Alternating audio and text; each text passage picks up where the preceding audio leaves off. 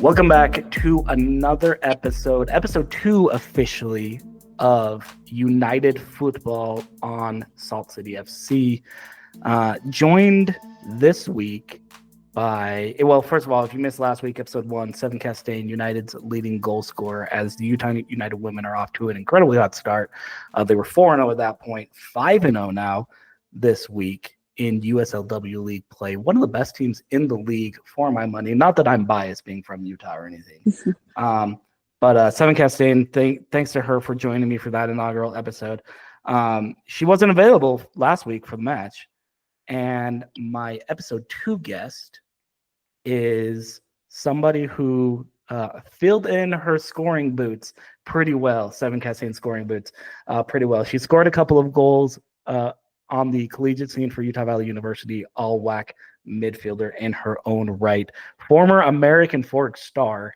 I only like saying that because she's actually from California, but technically she graduated from American Fork High School. So we're going to claim her, Ruby Hladek, from Utah United and Utah Valley University. Ruby, thanks so much for joining me. And I think I've already messed up your name, so I need to apologize. No, you got it. But thanks so much for having me. Happy to be here. Ruby, well, thanks so much.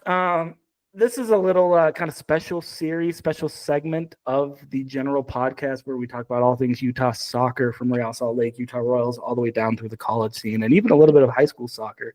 Maybe we'll get into that some with you.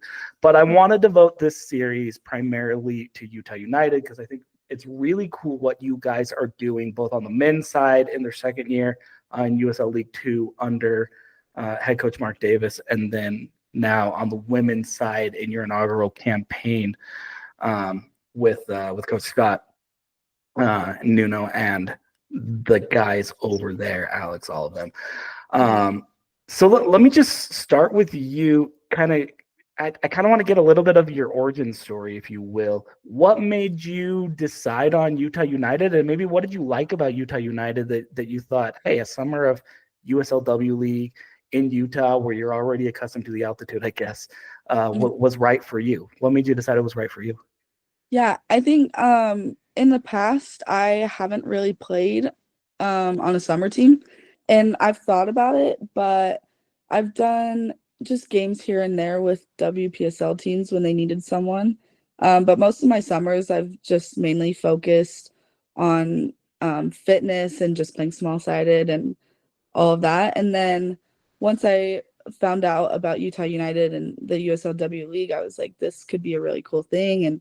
And I could incorporate all the fitness and the small side and all that in actual practice with, on top of that, having games and having the highest level of players all put together. And that's something about the USL W League and having just one team in Utah that's been really cool, is that all of our talent is kind of taken into one team, or the top talent from a bunch of these schools. And so it's been really fun to have teammates now that are also our biggest competitors, but now are people that are super fun to play with and to be around all the time.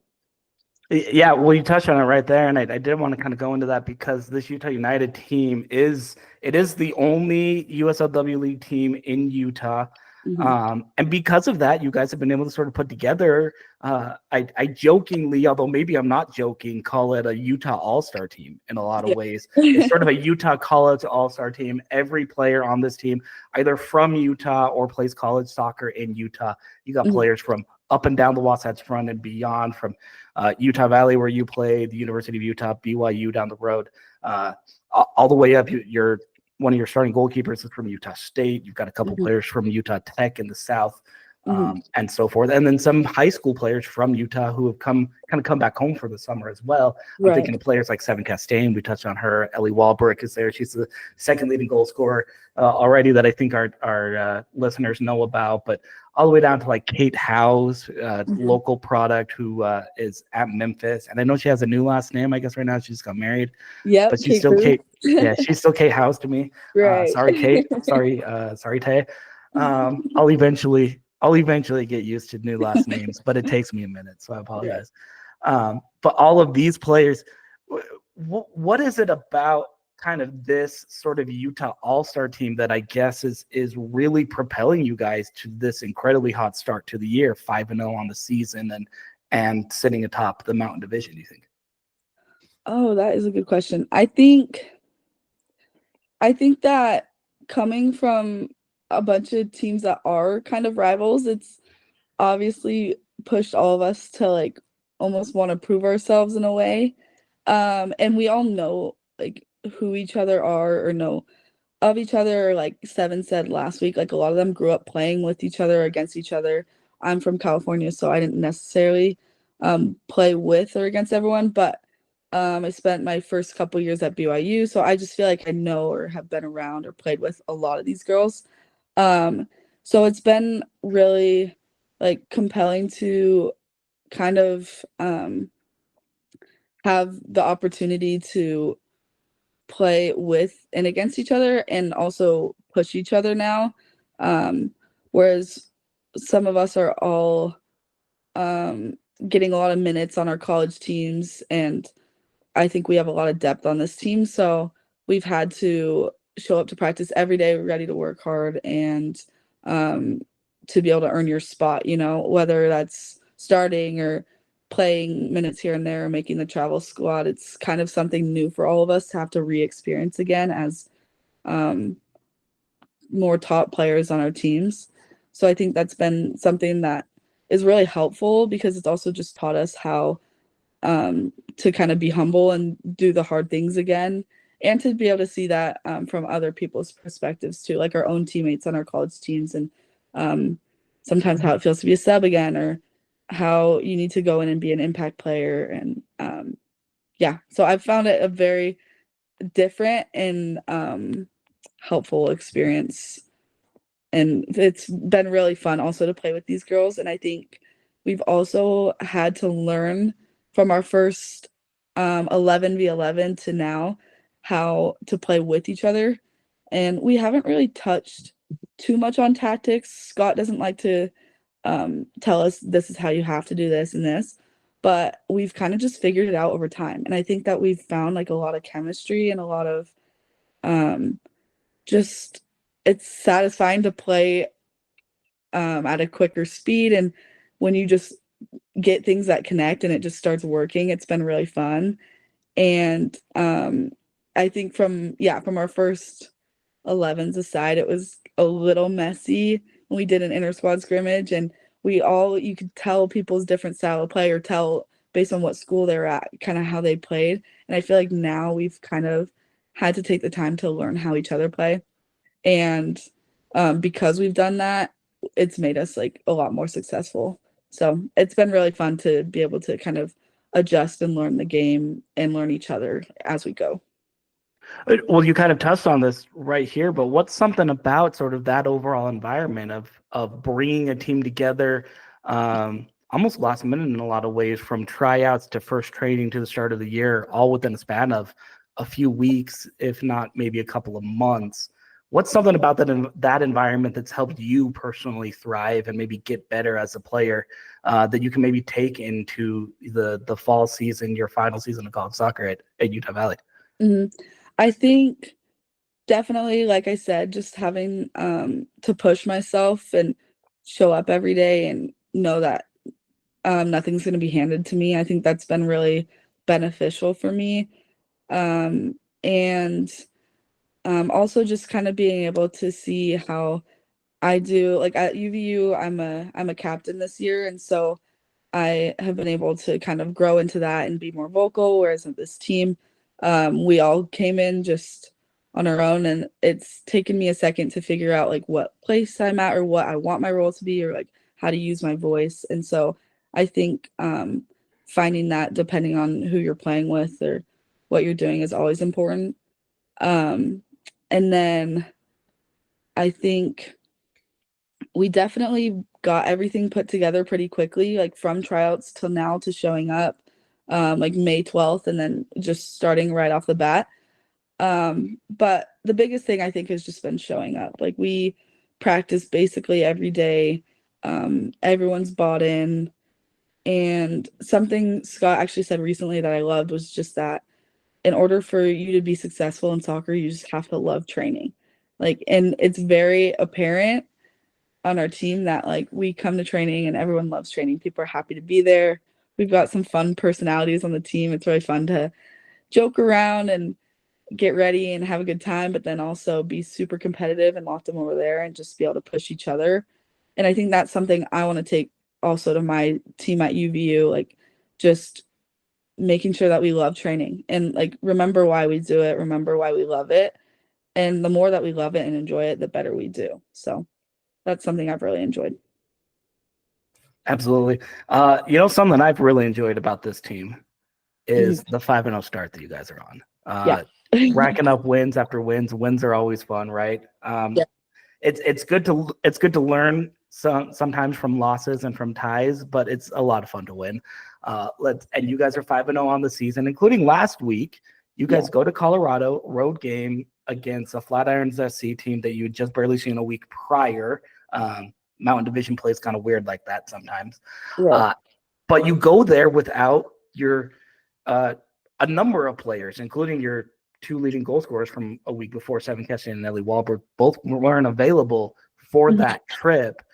And it was almost like, hey, this is fine. Like, we still got plenty of talent. You get a goal. I think Kate got a goal. Kaylee Chambers got a goal. I thought she was awesome during the match. Kaylee was, which I maybe hadn't noticed her nearly as much. Maybe I should now going forward. How deep is this team where you guys can take some pretty, I'll be totally real, some pretty critical, pretty pivotal pieces out of this lineup and still go on the road to a tough place to play and pick up a result? Just how deep is this team with being able to do something like that, like you did last week? Yeah, I think that's like one of the biggest things about our team. I think that we have a lot of depth. And that's been really fun to see different people step up at different moments. I think that, yeah, this weekend we ended up having some vacations or injuries, and we've been super adamant about showing up and being there, but we also understand that it's summer, so some people had some things planned ahead of time that just took us to, I think, like a 16-person roster this last weekend, and I just feel like we showed up with no stress or worry and just knew that we just had to go do our thing, and that each of us could trust the next girl next to us and know that they're number one, very high quality player, and number two, they're going to put the work in. And that's something I've loved about this team. Like, we don't have to ask people to go work hard or run hard or want to win. And like the competitiveness is always there. Even if we're up 5-0, we're going for 3 more goals, like it's never a question. So I think that it's never been a question from the starters and pivotal key players all the way down to those who maybe haven't had as many minutes or yeah, I don't know. It's been really fun to be able to play with different people too and different combinations of people and kind of have to navigate through that. But yeah, I think our depth is super good, very high level, and yeah, it's been a lot of fun. Yeah, playing with different players that you've known for a long time or a short time, Right. players that you maybe only knew how to play against them, in-state Right. rivals, conference rivals, that kind of thing, and kind of figuring out those different styles of play. I think that's been really fun. And you guys haven't necessarily been married to a particular style necessarily. You can play or you can score in a lot of different ways, whether it's, finding space on the counter and scoring there, or building up through possession, building out of the back. You've rotated goalkeepers a lot, and they always have kind of little things with how they like to maybe play with the ball at their feet or Right. rely on possession, that kind of thing. And you guys have been able to sort of do this while just rotating the squad plenty and giving a lot of playing time to a lot of really quality players, which I think is really cool. Yeah. As well. Can we turn a little bit? I know you don't want to look ahead too far past this summer to the fall, but you are heading into your 5th year senior season at Utah Valley this fall. Yep. And I can't help but take note of what's going on in Orem right now. You guys just barely released the schedule a couple weeks ago. and it is a banger of a non-conference schedule. It's official now, so we can talk about that officially. It will be your final season in the WAC before UVU goes to the Big West. Unfortunately, you won't be able to play in the Big West, so you got to go out with a bang. Yes, I do. Personally, yeah. But you guys are going out with a massive bang with this non-conference schedule. Obviously, you've got power conference and state rivals like BYU and Utah. They're on the schedule. They're kind of fixtures. You're not leaving Utah County for either one of those. I think that Utah game is going to be I believe it's your home opener. That is our home opener in the new stadium. In the brand new stadium, Yes, UCCU Stadium, the $30 million ballpark there on a beautiful pitch where you guys have been playing all summer as well. Then you've also got, just big brands, big names, big teams on the schedule. Kansas, Cal, Auburn, LSU, Gonzaga's on there. And then obviously the kind of the in-state rivals, Weber State, Utah State, we should mention them as well. This non-conference schedule, though, it feels like it's been put together for you guys for a purpose. You got a lot of depth, a lot of strength, a lot of experience coming back on the squad. Obviously added a couple of quality players via the transfer portal, and likewise. Be honest with me, Ruby. Are you a little bit, when you first saw what Coach LeMay and his staff have put together for you guys, were you a little bit worried, or were you more excited, or maybe was there a little bit of both in there? I feel like I'm honestly just really excited. Like, yes, those are big games, and so it can cause a little bit of worry, but at the same time, like, that is part of the reason I came to UVU, knowing that Chris, like, gets us these big games and wants to push us no matter what. And these big games are like my favorite thing. Like, I'd rather be in a super competitive game, and that's more of a good time than kind of just having to roll up for games where it's going to be handed to you. So there's some kind of joy in being an underdog, and I think UVU, especially in the past, has kind of been known for that. Not so much now, but putting ourselves up against these big teams, I think will just have us be able to prove to ourselves and to other people like the level that we are at and capable of. And Chris has said himself, like, he wouldn't be scheduling these games unless he thinks we're capable of winning them. And that definitely means that we have to bring our 10 and our 100% to every game, because if we bring anywhere below that, we're just not going to be good enough. And so we've stressed a lot about how we need to prepare the summer, being ready soccer-wise, being ready fitness-wise to be able to play against these big teams. But overall, just a lot of excitement, especially in the new stadium. I cannot wait. And that's been a big draw for this year too, because the last couple of years we've traveled a lot. And some of these teams like Cal and Gonzaga, they're coming back to us now this year while we're having the stadium. So it's just going to be a really great environment. And I think we're going to be able to have a lot of success, and we are bought in. So it's going to be a good fall. Yeah. And an incredible schedule to open an incredible stadium. I'm just going to say it. I might be a little bit biased. This might be the nicest college soccer stadium, at least in the state of Utah, maybe out west. And I'm not just saying that because there's a massive renovation to the press box that I'm going to get to sit in every time. But, you guys got brand new locker rooms. You've got a new lounge area. You've got a whole bunch of stuff. There's premium seating added to the stadium as well. It's really going to make for a really kind of rotund, inclusive environment where I think the sound is going to capture really well for you guys, and just feature all the best of UVU soccer and Utah Valley in general in a lot of ways. And so as you head out with that schedule and with that type of season, this is your senior year. Unfortunately, I hate to keep bringing it up, Ruby, but all right.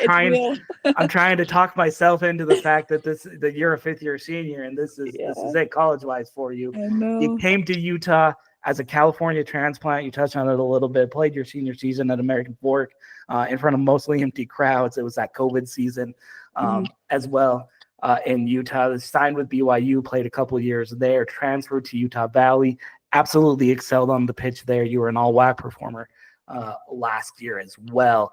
when you look back on kind of your career so far, and I don't want you to get too emotional on me, so I'll try to phrase this in the right way. But when you I'll try.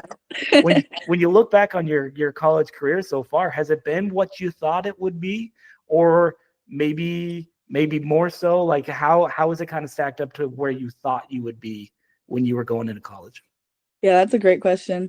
Obviously, originally I started out at BYU, so that was kind of my plan. You go to somewhere not thinking you're going to transfer usually. So that's kind of where I was at. And I redshirted my freshman year, had a really cool experience, got to go to the College Cup National Championship there. Second year, had some playing time here and there, but I think in my head, I just wanted to try something new and something different, and just kind of saw an opportunity ahead of time. And Chris had recruited me when I was in high school, and so I figured there was maybe a chance if I entered the portal that I'd get some interest, and it ended up working out for me really well.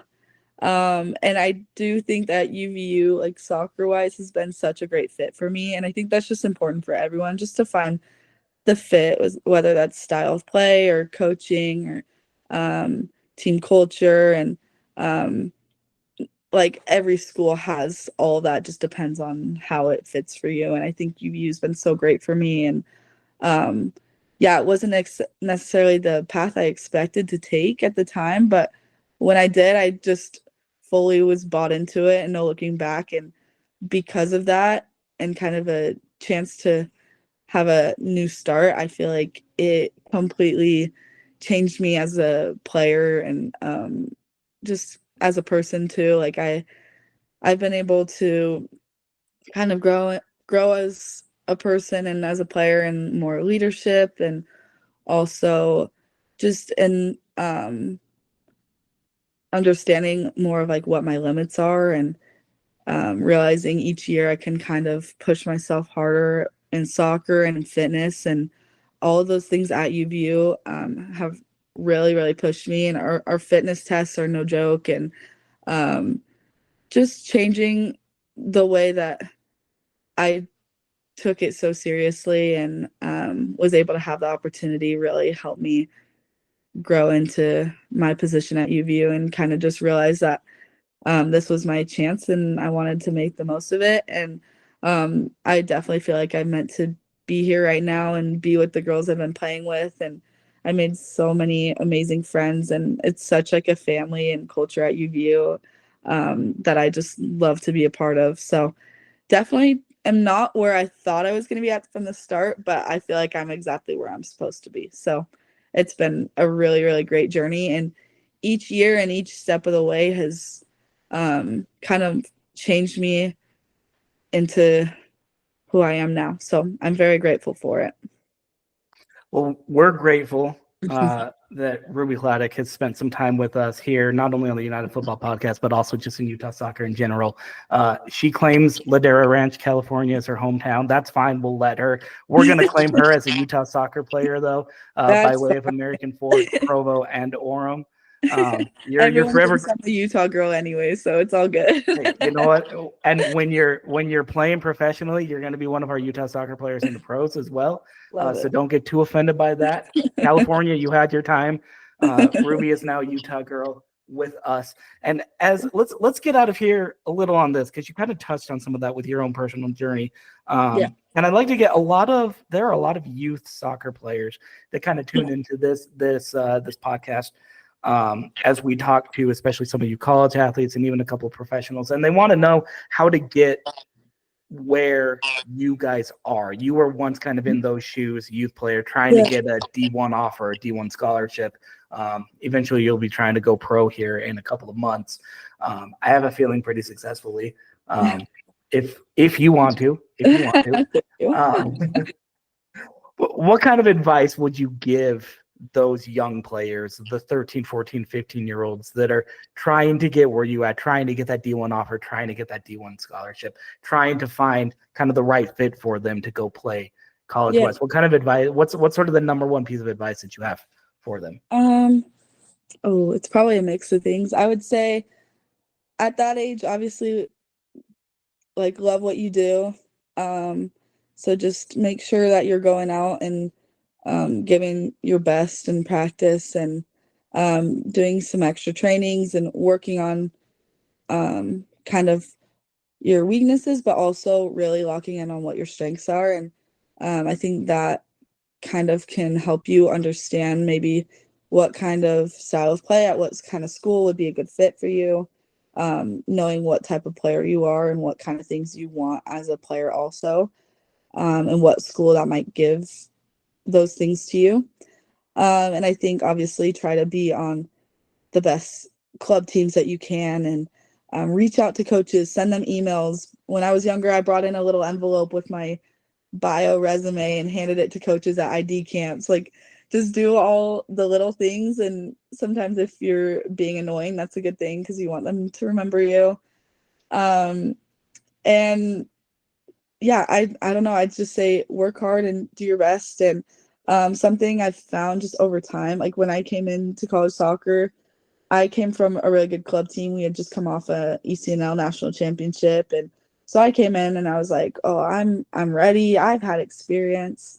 But I do think actual college soccer experience is different, and that some things you just learn with time. And I think over time I've realized, oh, there was a different level of fitness that I could get to that completely helped me be able to last longer games and be quicker on my feet and kind of change the way I play.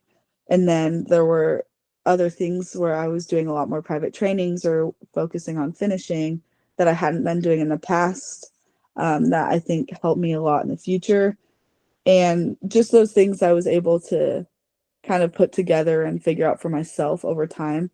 And like I said before, kind of just test your limits and realize you usually have a lot more to give than you think. So I'd say being mentally strong is also super important in that, and just trust the process too. Like for people who are young, like you've got time, try not to stress too much, and the right thing will come for you, and you'll be able to figure out what's best for you, and just keep grinding soccer and just love what you do and do what you love. So that's my advice.